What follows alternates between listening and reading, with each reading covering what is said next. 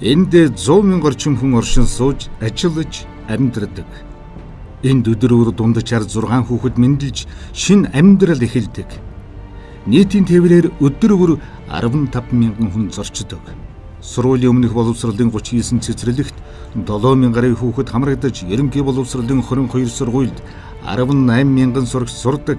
Энд 2000 орчим аж ахуйн нэгж байгууллага байнгын үйл ажиллагаа явуулж, аж үйлдвэрийн салбарт өдөр 3.4 тэрбум төгрөгийн бүтээгдэхүүн үйлдвэрлэдэг. Энэ бол өнөөдрийн Орхон аймаг Эрдэнэт хот. Одоогоос 40 жилийн тэртээ Монгол орны өнцөг улам бүрээс суглаж, хөдөлмөр зүтгэлээр энэ сайхан хотон зохицлоосон олон мянган иргэдийн өлгий хөгжил дэвшилийн түүч явуулсан залуу хот юм а.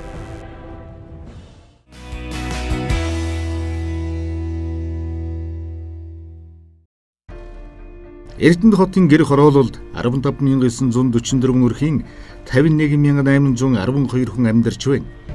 Гэр хороололд суурьшил нэмэгдэхийн хэрээр шийдвэрлэх асуудлууд араараасан урган гарч ирж байдаг юм. Гэрэл түүл, усан хангамж, цахилгаан хангамж, инженерийн шугам сүлжээ, зам харгуй, ус нэмэгдэж байгаа шин суурьшлийн асуудал тэн амьдарч байгаа иргэдийн аж амьдралын орчин нөхцөлийг сайжруулах хэрэгцээ шаардлагад үндэслэн хөрөнгө оруулалтын ажлуудыг гэр хороололд төлхөө хийсэн он жилүүдийг эрдэнэтчүүд үдэж байна. Үүний үр дүнд Эрдэнэт хотын гэр хорооллын орчин нөхцөл сүүлийн 3 жилийн дотор эрс сайжирсан. 3 хүүхдээ охин хүүхдээ манайх 3 охинтой. Тэгээ 3 охин хараад манай хүн ч нөгөө улсын төсөвт цагдаа игээл. Тэгээд би ч нэг гэртээ шахуу. Ус мус авахуд амар хэцүү. Тэгээд тавган тэгээ чулуун мулын ихтэй байсан. Ус авахуд амар хэцүү байсан. Орой үдшингээл явах чинь гэрэлтэй годвар чинь хүн 50 явна. Эрдэнэт хотноо сайхан хөгжөөд сайхан болж байгаа гэж би боддгоо шүү дээ. Анх намаахыг энэ дэрж буухад чинь энэ өөр тойрон дээрээс айламтан ховор гэрэл байхгүй, худаг буудлаасаа хол хэцүүхэн байсан. Өнгөрсөн 3 жилийн хугацаанд Эрдэнэт хотын орон сууцны хорооллын доторх авто замууд бүрэн шинчилэгдэж өргөдсөн бол гэр хорооллын багууд дардан сайхан засмал замтай боллоо. Манайхыг анх амар хоолын усууд чинь гэдэг штэ.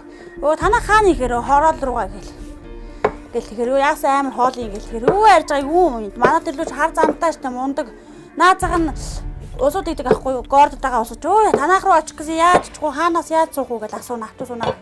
Өө 9 эрдний хөвгдөн дээрээс автобусандаа суугаад ерөөсө ундрах хар замаараа яваал ундраг дээр бууч 1 микро дамжаал 400 төгрөгөөр манайх руу дахиад ирж чи. Гээл те. Тэгэл хийчдэг найзуудтай. Эрдэнэт хот байгуулагдсанаас хойш 30 гаруй жил бараг гар хүрээгүйсэн замын ажилд онцгой анхаарч улсын болон орон нутгийн төсвийн хөрөнгө оруулалтаар хотын дотор 13 км автозамыг шинээр барьж 12 км хуучин автозамыг шинжилэн хучлалт хийсэн иргэд зорчигчдын талархлыг хүлээсэн бүтээн байгуулалтын ажил болсон юм. Хавар болоход нийл шороо нэг ингээл машин явлаа гэтэл тэгэл шороонд нь болгоцсон замын хажууд тэрцэн байгаа. Манайх шиг айлууд бол баян ингээд шороонд юм уугаа тавьсан шороо болсон. Тэгэл өөсөнтөө ингээд аваад хүүхдүүдээ ингээд тоглуулдаг гэсэн ч бөөн шороо бодсон сургууль цэцэрлэг рүүгээ ингээд дүүнэр явсан ч хов сунарын заарсан. Ерөнхийдөө хойдлоосоо жоохон хэцүү байсан. Одоо л хайрцангуй шалгандаа олцсон. Замын харгуй маань тавигдсан. Эрдэнэт баг хабитат хорооллыг холбосон 1.8 км зам.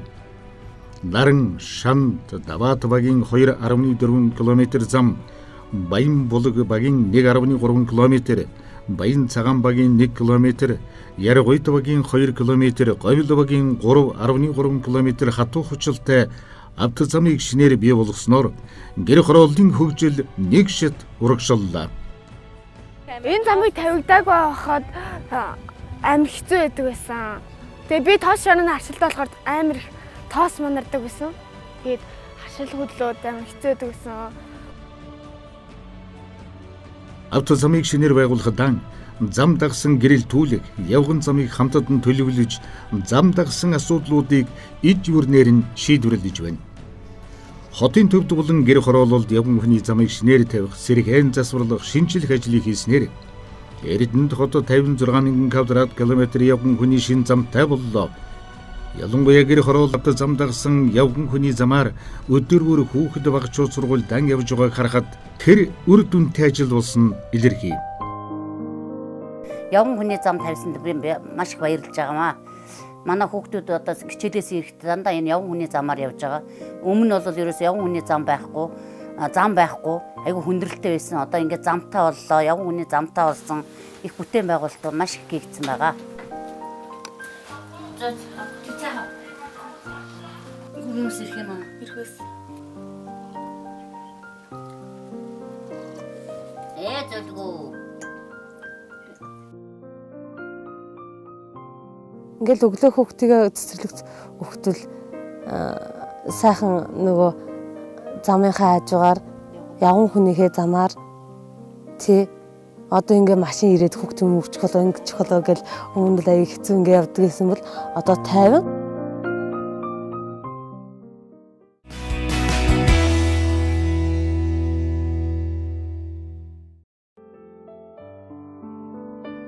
Намайг Одсран гэдэг. Би Арангаагаас нүүж ирсэн. Эрдэнэ хотод нүүж ирээд 16 жил болж байна. Баялаг ресторанд ажиллаад.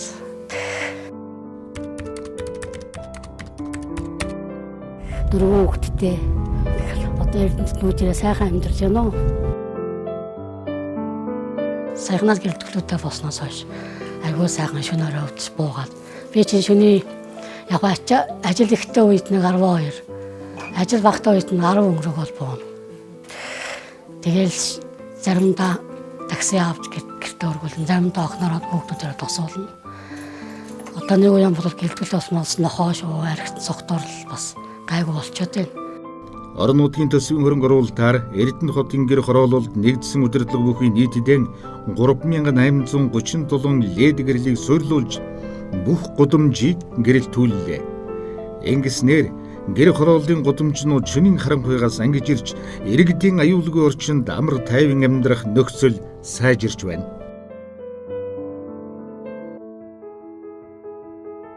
Гэр хорооллын гэрэлтүүлэг нь нэгдсэн автомат удирдлагатай бөгөөд орон зайнаас үл хамааран асааж унтраах цагийн хуваарийн дагуу ажиллуулах горимтай хийгдсэн. Ийм автомат удирдлагатай орчингийн дэвшилт технологи бүхий гэрэлтүүлгээр гэр хорооллын гудамжуудаа бүрэн гэрэлтүүлснээр улс дан анхадагч болж байгаа юм. Одоо сүүлийн 3-4 жилд одоо зам тавигдаад энэ үйлчлэхний газрууд нь өөртөө одоо энэ чинь дэлгүүр гэдэг чинь байхгүйсэн шүү дээ. Манай хаан гооч яхад. Тэгээ одоо энэ чинь дэлгүүртэй, одоо энэ чинь чинээр сургуулиар хичээн, соёлын төв баригчээн.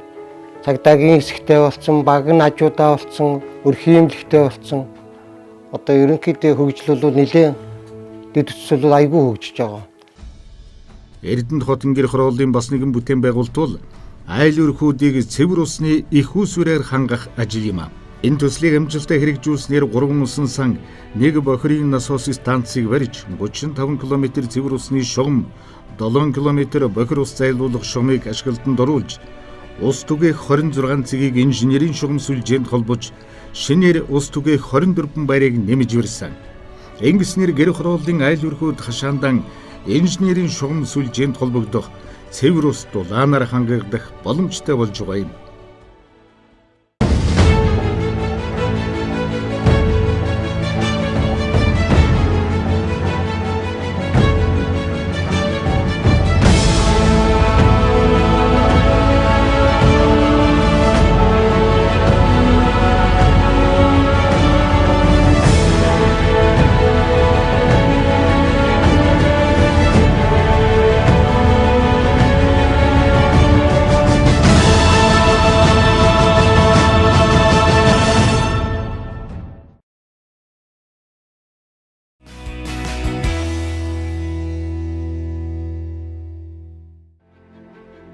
Олон жил яригдсан боловч шийдвэрлэг дайгүй байсан наран цогцлбор сургууль болон Эрдэнэ багийн 11, Даваат багийн 22 дугаар цэцэрлэгийг төвлөрсөн шугамд холбож бохир ус татан зайлуулах асуудлыг шийдвэрлэлээ. Их залуу багт байрлах 23 дугаар цэцэрлэгийн шугам сүлжээг 15 дугаар сургуулийн өөрийн зууханд холбож дулаан цэвэр усаар хангалаа. Энэ ажлуудын үр дүнд хүүхэд багчуудынхаа сурч боловсрох орчин нөхцөл сайжирсан. анх сурал энэ 7 дугаар ангид сурч эхлэхэд нөгөө гадаа 0-тай байсан. Нөгөө гадаа 0-тай хахта өвлийн хүүтэнд бол нөгөө нэг 10 минутын тасалгаанаар хүүхдүүд нэвгэн цамцтайгаа гардггүй тэрнээсээ олж ханиад хүрдэг тийм байсан. Тэгээд одоо дотор 0-тай баснаар ариун цэрийн асуудал бас шийдэгдэж өгсөн. Завсарлагын үеэр даарч хөрөх, ханиад томуу тусах. За тэгээд наашлаад энэ одоо ойр хавийн гудамжуудаар очиж одоо хичээлийн хооронд бийцэх, ирэх очихдоо бийцсэн юм хүндрэлтэй асуудал маш их гардаг байлаа. Ингээд 2014 оны хичээлийн жилээс энэ асуудлууд бол шийдэгдснээр одоо манайгийн хүүхдүүд бол орчин цагийн дотор 0-той цэвэр устай бас ийм сурах орчинд бол бас эергээр нөлөө үзүүлсэн ийм одоо асуудал шийдэгдсэнд одоо манай сургуулийн хүүхдүүд, сурагчид, багшаачид, эцэг эхчүүд бүгдээрээ бас одоо их баяртай байгаа. Гэр хорооллын иргэдийн үндэсний усны хангамжийг сайжруулах ажлын хүрээнд ухаалаг ус түгээх байр төслийг хэрэгжүүлж байна. Энэ бол ухаалаг худаг. Ухаалаг худгаас ус авахад тусгай төхөөрөмжөд карта уншуулж үйлчлүүлнэ. Ажлаа тараад шөнө орой ер нь хизээч усан авахд ухаалаг худаг 24 цагаар ажиллана.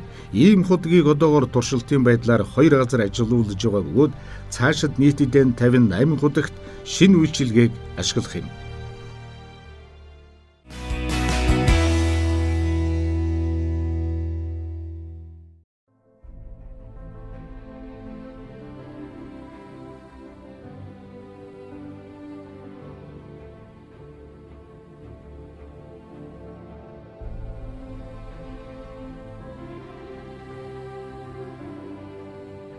Дээдлэн нэг 5 минут их усрээд 7 минутын хооронд л явж байгаа шүү дээ. Тэгээд зорчигчд бол ерөнхийдөө бас манай эндхийн чинь бол дэмжээхэн бол автобус нийтийн тээврийг хүлээнэ гэсэн ойлголт байдаггүй.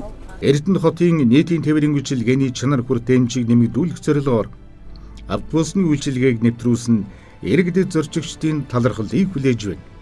Энэ одоо эмнэлэг энэ төр явдаг байсан ч эмнэлэг явдаг болчиход байгаа. Эмнэлэг хамгийн гол нь эмнэлэг явахаар бид нар чинь дамжиж явдаг байсан. Үгүй бол алхахдаг. Одоо тэр автобус явснаар одоо маш сайн үйлчилж байна гэж бодчих шүү дээ. Нийтийн тээврийн үйлчилгээг шинжлэх бодлогын хүрээнд үйлчилгээний чанарыг сайжруулах ажил шатраатай хийгдэж байгаагийн нэг нь автобусны үйлчилгээ юм. Сүүлийн үед одоо эмнэлэг явдаг болсон хойно бол энэ иргэд бол маш их амсайтай боллоо.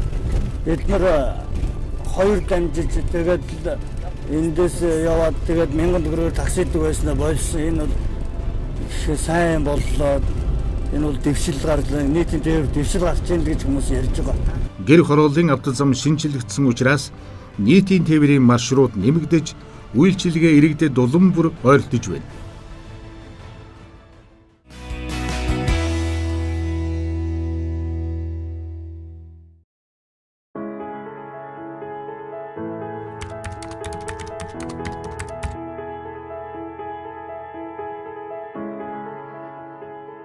Энэ оны 2 дугаар сарын ихээр 2 заалттай тийм тоолуур хямдралтай үнээр айл эрхүүдэд тавихын гэсэн зар багдаар тавьсан байсан. Тэрийг үзээ тэгээд өргөдлөө өгөөд хямдралтай үнээр тоолуур одоо авч манай тавьж өгсөн. Гэр хорооллоос үүдэлтэй агаарын бохирдлыг бууруулах чиглэлээр тодорхой ажлуудыг шатраатай хийж байна. Тухайлбал хотын агаарын бохирдлод нөлөөлж байгаа зүйлээр гэр хорооллолд хязгаарлалтын бүс тогтоох, сайжруулсан зуухыг хөнгөлтэй үнээр олгох зэрэг ажлуудыг өнгөрсөн жилүүдэд хийсэн бол энэ жилээс 2 трипт тоолуурыг олгож эхэллээ. 2 сарын дундуур тавиад 2 сарын сүүлчээр нэг 15 хоног тэр тоолуураараа заалтаар нь юу мөнгөний зүгээр тооцоод ингээд үтсэн чинь айгүй ашигтай юм билээ. Шөнийх нь болохдоор зэрэг бага одоо тарифтай гардаг. Өдрийнх нь бол хуучин одоо тарифаар гардаг. Ингэснээр айл өрхөд халаалтан цахилгаанаар шийдэж үдшин 21 цагаас өглөөний 6 цаг хүртэл 50% хөнгөлөлттэй үнээр эрчим хүч хэрэглэх боломжтой болж байна. Орхон аймгийн Баян өндөр сумын Дэнж, Эрдэнэ, Баян цагаан, Говьловагийн 2400 өрхөд 2 тарифт тоолуурыг хөнгөлөлттэй үнээр олгох ажил энэ жилээс эхлэж цаашид гэр хорооллын бүх багийг хамруулахаар төлөвлөж байна. Одоогийн байдлаар 580 гаруй айл өрх 2 тарифт тоолууртай болжээ. 70% хямдралтай тавьсан гэсэн баг шүү. Ер нь бол Манайх чинь 20 хэдэн мянган цаас шаасан шиг санагдаж байна. Тэгээд их аятайхан тоглоор байлээ. Гэр хорооллын хоо хаягдл шийдвэрлэх аргагүй хүнд асуудал мэт байсан цаг саяхан хот төгжүүлэх газар шинэ менежмент зохион байгуулалтаар ажиллаж техник хэрэгслийн хүчин чадал нэмэгдснээр Эрдэнэтийн гэр хороолол шүдний өвчин болоод байсан хогны асуудлаас одоо салсан.